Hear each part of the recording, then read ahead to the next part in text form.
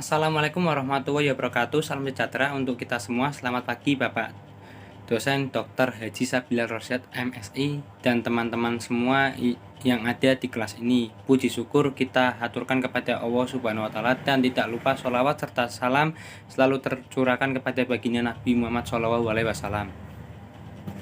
Kami dari kelompok 4 yang terdiri dari saya Taqwa Fauzian dengan NIM 4121063 sebagai moderator dan Mbak Eni Siskawati dengan NIM 4121069 sebagai presentator pertama. Lanjut Mas Agus Noval R dengan NIM 4121070 sebagai presentator kedua dan Mbak Wafik Alisya Rahmat dengan NIM 4121071 sebagai presentator yang terakhir.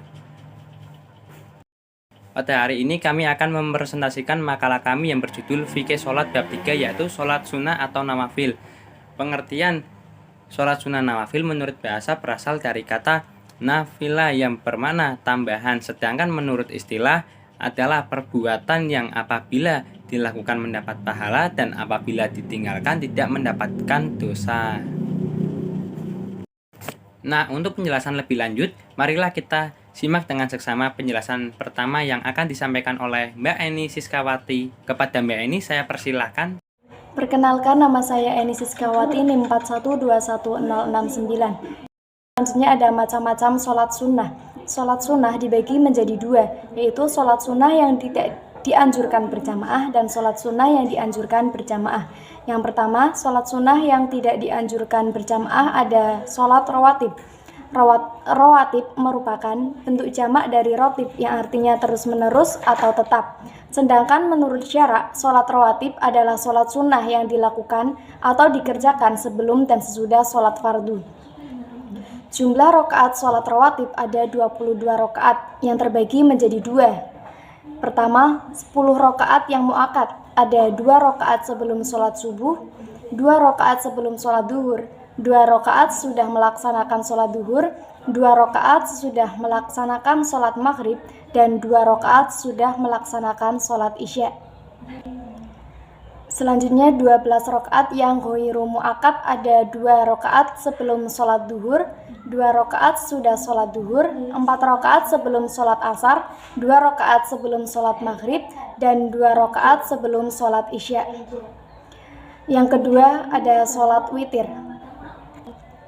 Witir menurut arti bahasa adalah ganjil, lawan dari genap. Sedangkan menurut arti syarak adalah sholat yang dikerjakan di antara sholat isya dan terbitnya fajar dan menjadi penutup dari sholat malam. Waktu pelaksanaannya sesudah mengerjakan sholat isya sampai sebelum terbitnya fajar sodik, meskipun sholat isyanya dikerjakan dengan jamak takdim. Yang ketiga, sholat duha. Duha menurut bahasa artinya waktu matahari naik. Sholat duha paling sedikit 2 rakaat dan paling banyaknya 12 rakaat. Disunahkan 1 kali salam setiap 2 rakaat. Adapun niat sholat duha adalah Bismillahirrahmanirrahim, usolli sunnatal duha rakaataini lillahi ta'ala, yang artinya saya berniat sholat sunnah duha 2 rakaat karena Allah Ta'ala. Yang keempat, sholat tahajud. Tahajud menurut bahasa artinya bangun, sedangkan menurut syarak adalah sholat sunnah pada malam hari sesudah tidur. Bilangan rakaat yang paling sedikit adalah 2 rakaat dan paling banyaknya tidak terbatas. Niat sholat tahajud yaitu usolli sunnatat tahajudi rakaataini lillahi ta'ala, yang artinya saya niat sholat tahajud 2 rakaat karena Allah Ta'ala. Yang kelima, sholat tahiyatul masjid.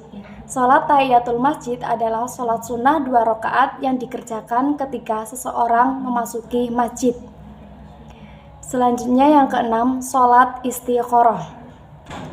Menurut bahasa adalah mencari pilihan, sedangkan menurut arti syarak, sholat istikharah adalah sholat sunnah yang dikerjakan untuk meminta petunjuk kebaikan kepada Allah Subhanahu wa Ta'ala dalam memutuskan pilihan yang kita ragukan. Yang ketujuh, sholat awabin. Awabin sendiri berasal dari bahasa Arab yang berarti orang yang sering bertaubat.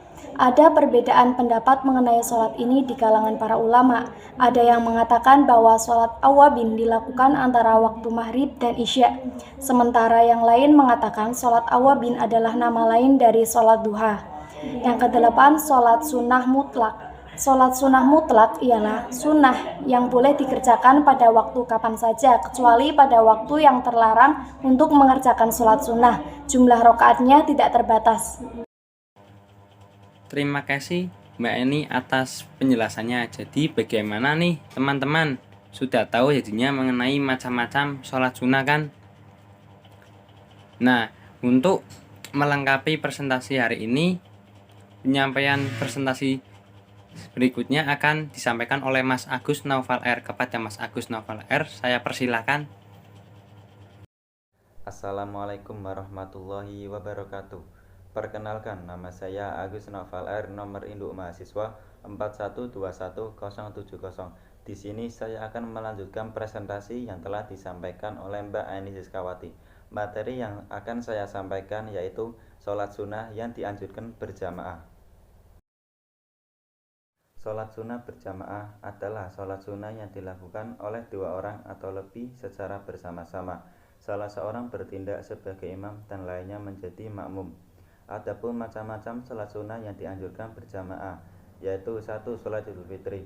Sholat Idul Fitri dilakukan setiap tanggal 1 Syawal. Waktunya berlangsung sejak matahari terbit sampai condong ke barat.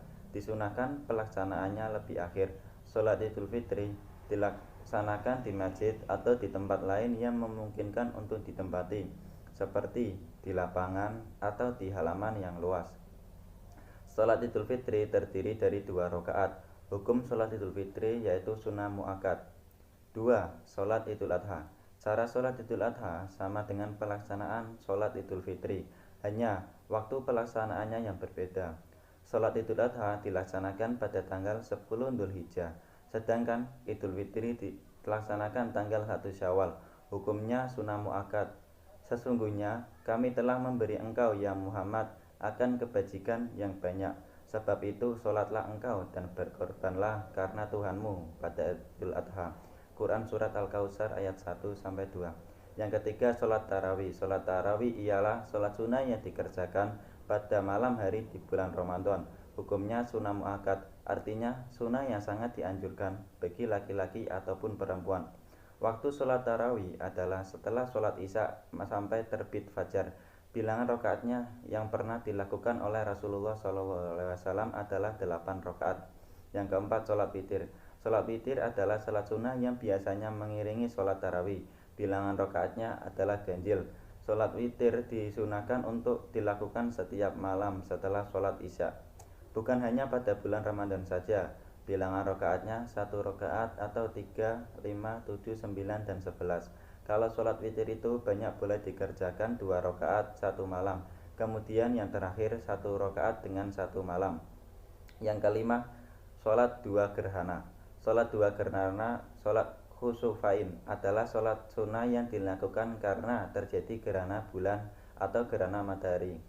Hukum melaksanakan kedua sholat gerhana tersebut adalah sunnah muakkad. Waktu melaksanakan sholat gerhana matahari yaitu dasri timbul gerhana itu sampai matahari kembali sebagaimana biasa atau sampai terbenam. Sedang sholat gerhana bulan waktunya mulai dari terjadinya gerhana itu sampai terbit kembali atau sampai bulan nampak utuh. Keenam, sholat sunnah istisqa. Sholat sunnah istisqa adalah sholat sunnah yang dilakukan untuk meminta diturunkannya hujan. Sholat ini dilakukan bila terjadi kemarau yang panjang atau karena dibutuhkannya hujan untuk keperluan atau hajat tertentu, dan dianjurkan bagi kaum muslimin lainnya yang masoi mendapatkan air sebagai bentuk ukhuwah dan tolong-menolong dalam kebaikan dan ketakwaan. Yang ketujuh, sholat sunnah yang dianjurkan berjamaah, sholat jenazah. Sholat jenazah termasuk dari masa-masa sholat sunnah. Sholat jenazah dilakukan umat Islam jika ada seorang muslim lainnya yang meninggal dunia. Hukum sholat jenazah adalah fardu kifayah, artinya jika tidak ada yang mensolati jenazah yang masih hidup semuanya berdosa. Adapun syarat-syarat sholat jenazah. 1. Sholat jenazah sama halnya dengan sholat yang lain, yaitu harus menutup aurat, suci dari hadas besar dan kecil, suci badan, pakaian dan tempatnya, serta menghadap kiblat. Yang kedua, mayit sudah dimandikan dan dikafani.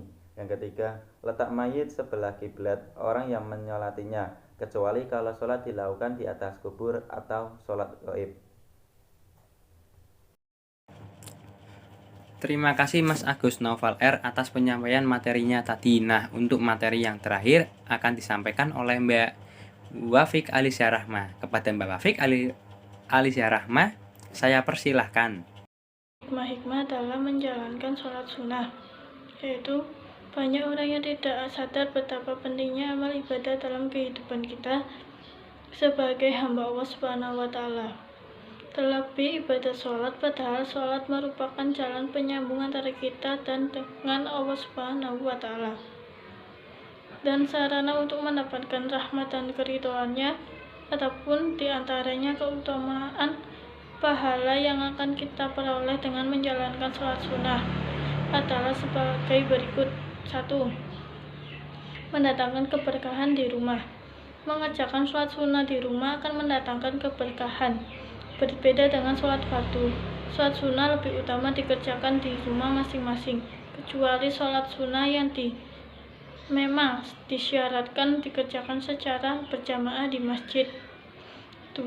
Mendatangkan kecintaan dari Allah Subhanahu wa Ta'ala. Dengan sholat sunnah akan membawa kecintaan Allah Subhanahu wa Ta'ala. 3. Meninggikan derajat seorang muslim.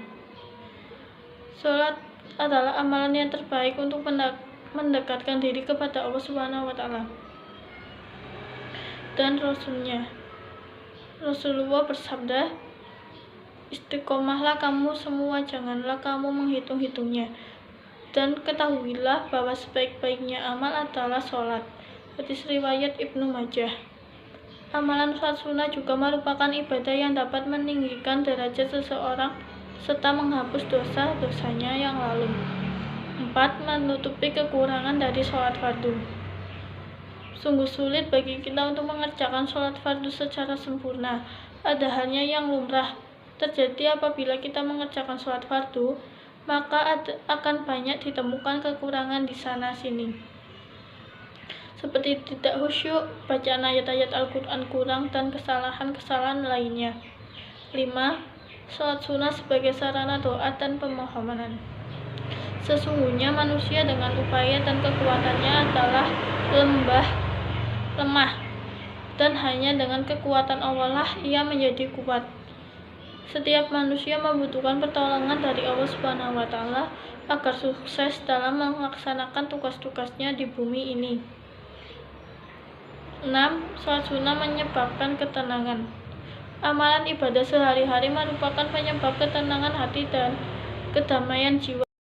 Teman-teman, kita sudah mendengar penjelasan tentang sholat sunnah nawafil dari 3 presentator tadi. Tapi sebelum saya menutup presentasi hari ini, izinkan saya untuk menyampaikan kesimpulan.